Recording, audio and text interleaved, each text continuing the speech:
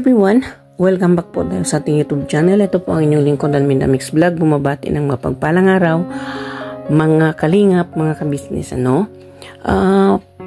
Panibagong reaction video, panibagong araw po sa atin ngayon, mga kalingap. So gagawa lang po ako ng aking reaction o opinion natin dito sa tatlong magkakapatid. Ito po ay part 3 ng pagbisita ni Kalingap Rab dito sa tatlong magkapatid na babae na itong si Melissa, Bea at Chris. Ang mga magkapatid magtipid kung magsalita, ayaw magsalita, ayaw magpakita ng kanilang mukha dito sa camera na tinatawag ng mga kanilang dito sa kanilang baryo na mga magkapatid na zombie daw, no? So, dito sa part 3 na ito, mga kalingap, nakita natin ang views ni Kalingap Rab, magmimilyon na naman ang views ng part 3 na ito, humigit kumulang na ay more than, siguro magsi 600 na o more than 600,000 views, itong part 3. For 2 days lang po siya, mga kalingap, mga kabisnes, So, i-proceed natin itong ating reaction dito sa magkapatid, Ayun nga at binisita uli nila Kalingap Rab itong tatlong magkapatid na ito, Siyempre, as usual, yung bang pang araw-araw nilang konsumo ay dinalhan na naman uli ni Kalingap Rab. Ay nung mapunta na sila doon at ay malapit na sila Kalingap Rab, ay pinagsarahan nila ito ng pinto ang team Kalingap. At nagulat si Kalingap Rab dahil nga pinagsarahan siya ng pinto,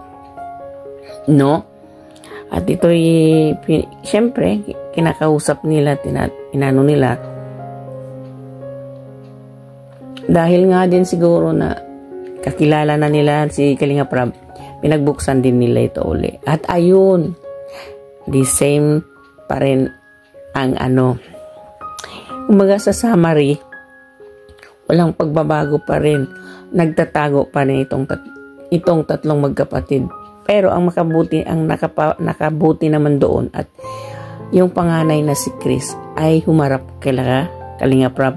Hindi man niya pinupokus yung mukha niya sa camera, pero nakipag-usap na rin, sinasagot din niya yung tinatanong ni Kalingap Rab,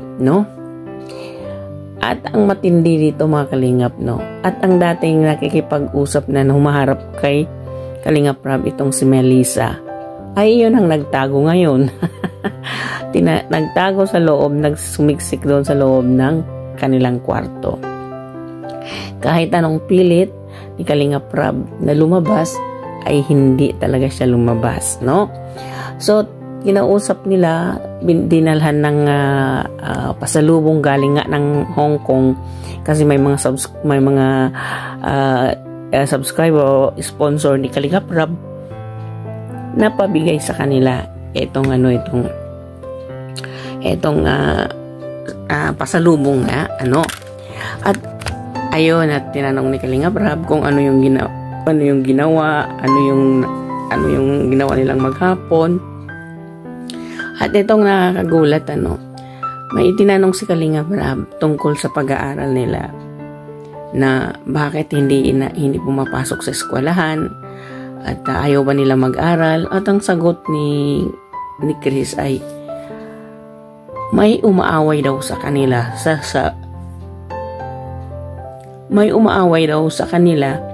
school. So, ibig sabihin, mga kalingap, mga kabisnes, ay kaya ayaw nila dahil siguro yung binubuli sila doon, sabay sigurong parang inaaway o siguro hindi natin alam, hindi natin pinapangunahan, siguro medyo na rin na nasasaktan sila sa damdamin nila, o physical ba, Kaya ayaw na siguro nitong tatlong dalagitang ito pumasok, At ayun nga, Parang yun ang kinagulat ni Kalinga Prab, no? So, ay continue pa rin kinakausap at pinipilit itong si Bea at saka si Melissa nga lumabas para makausap. Ayaw pa rin. At hanggang dumating ang nanay, no? Ayun at kinausap. Pinipilit pa rin ng nanay, ilaba palabasin at para nga ay makausap ng maayos ni Kalinga Prab para ma-expose na rin sila. Para din na kumbaga ito kay Kalinga Prab, unti-unti niyang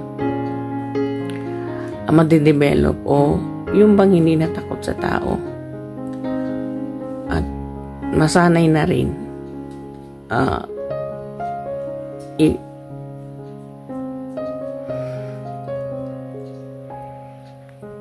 masanay na rin i-focus yung kanilang mukha sa camera. At yun pa, yung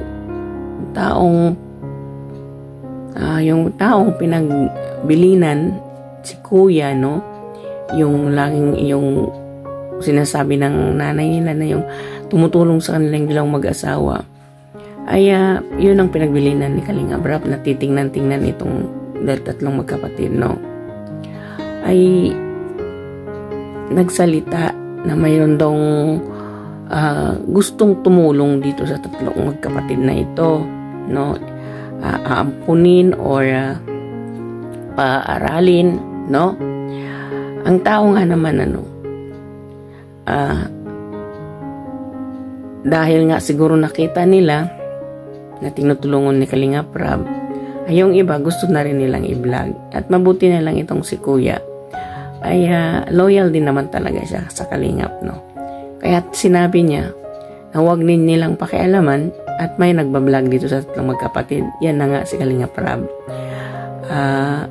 Malay daw nila na itong tatlong magkapatid ay ma-develop na hindi na nagtatago sa bukid at matutulungan ng Kalingap. Na, kumbaga, tiwala sila sa Kalingap kasi marami talagang naitulungan naman itong si Kalinga Prab, no? Hindi lang naman na basta-basta ang tulong ni Kalinga Prab dito sa mga beneficiary niya na bago ang buhay.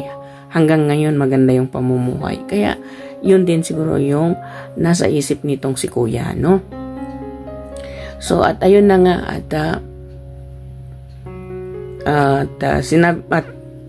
syempre parang nagpasalamat si Kalinga Prab na talagang yung si Kuya ay hindi basta-basta makuha yung kanyang kalooban, no? At inaano pa rin niya na wag ninyo munang pangunahan, hayaan ninyo muna na si Kalinga Prab ang tumulong kasi si Kalinga Prab andyan na si Kalinga Prab na tutulong sa tatlong magkapatid, no?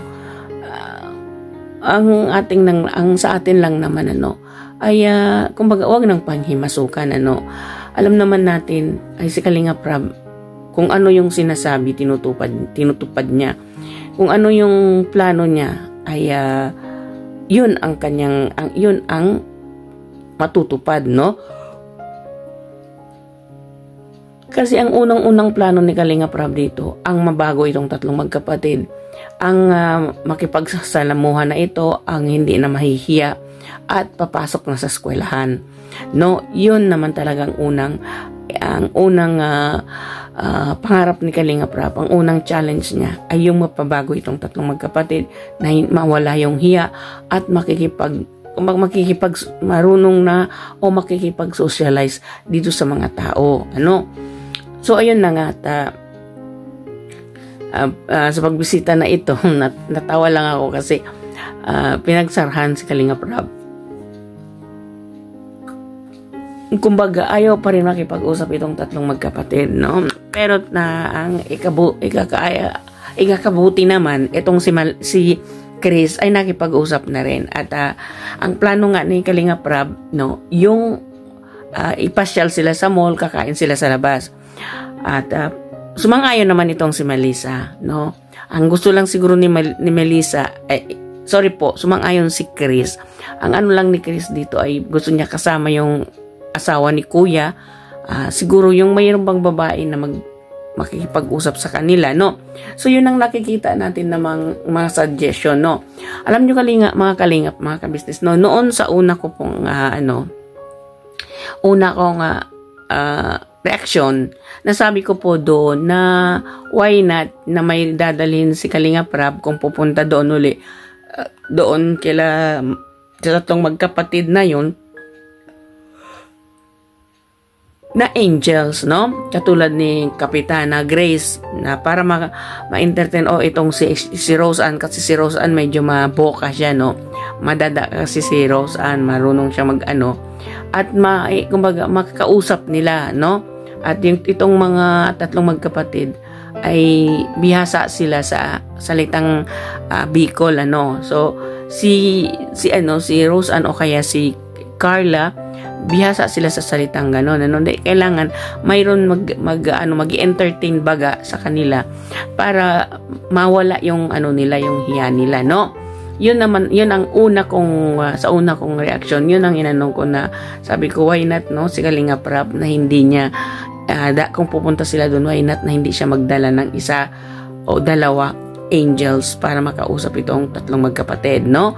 Para masanay. So, well, mga kalingap, itong pagtulong ni Kalinga Prab dito sa tatlong magkakapatid, ito ay inaabangan ng mga viewers. Ito ang gustong-gustong panoorin ng mga viewers, ano? So, dito kay Kalinga Prab, congratulations, million na naman itong part 3 ni Kalinga Prab, no? Mga kalingap, no, ang part 1 po ay nag-million na rin ng po how many days, wala pa po siyang isang buwan, wala pa siyang kalating buwan. In 12 days po nag 1.7 ang unang vlog niya, yung first part 1. Yung part 2 po is 1.2 for 1 week, no? So, eto, magti 3 days pa lang, lampas na po siya. Kumbaga, almost, no? Almost na magse 7K, no? Kasi nakita natin kahapon ay nasa 5K na, no? 500K na, more than magsi 600K na. Siguro ngayon mahigit na, no? Kasi magti 3 days na. So, dito natin nakikita, no, ang pagtulong ni Kalinga Prab ay sinusubaybayan talaga ng mga subscriber, viewers, at sponsor ni Kalinga Prab, no? Kasi, kumbaga, maganda, no? Maganda yung pagpatungo nung mga vlog ni Kalinga sa kanyang pagmimisyon o sa kanyang pagtulong, no? Itong tatlong magkapatid na ito, ang scouter nila ay si Red Sen, no? Ito ang tatlong magkapatid na ito na ini-repair ni Red Sen dito kay Kalinga Prab. Ayan nga ngayon, no? At challenge kay Kalinga Prab, so hopefully, no, magiging mag-aayos, maganda at mabago ni Kalinga Prab itong tatlong magkapatid. Hindi naman mapalayo yun. Hindi talaga mapalayo yun. Mabago niya talaga ang buhay ng tatlong magkapatid na ito. At sana naman wala nang papasok na iba at hayaan na lang ng mga ibang tumulong na ito. At ayon dito kay Kuya, marami na pa naman doon daw sa lugar nila na matutulungan. Tulad kagaya din ng tatlong magkapatid. Hindi yun pasukin. Yung tinutulungan na pasukin na naman ng iba, no? Yun ang ibig sabihin ni Kuya, no? So, well, maraming salamat po. Kung nagustuhan ninyo itong aking reaction video, paki-subscribe po, like, share, and comments na mo ng aking reaction video na ito. At huwag na po natin kalimutan i-subscribe ang mga kalingap. Nangunguna po ang founder ng Kalingap, si Kuya Bal Santos Matubang, Kalinga Prab, ang Ate Edna Vlog, at Ma'am Jack Tapia Matubang, at ang lahat po ng mga team ng Kalingap, no? At ang aking mga kasamahang reactor reactors sa Karepa po. At sa lahat po ng aking mga nanonood, maraming salamat. Sa aking bagong subscriber, maraming salamat din po. At ito po ang inyong lingkod, Alminda Mix Vlog, nagsasabi, may Allah bless us all. Maraming salamat po sa inyong panonood.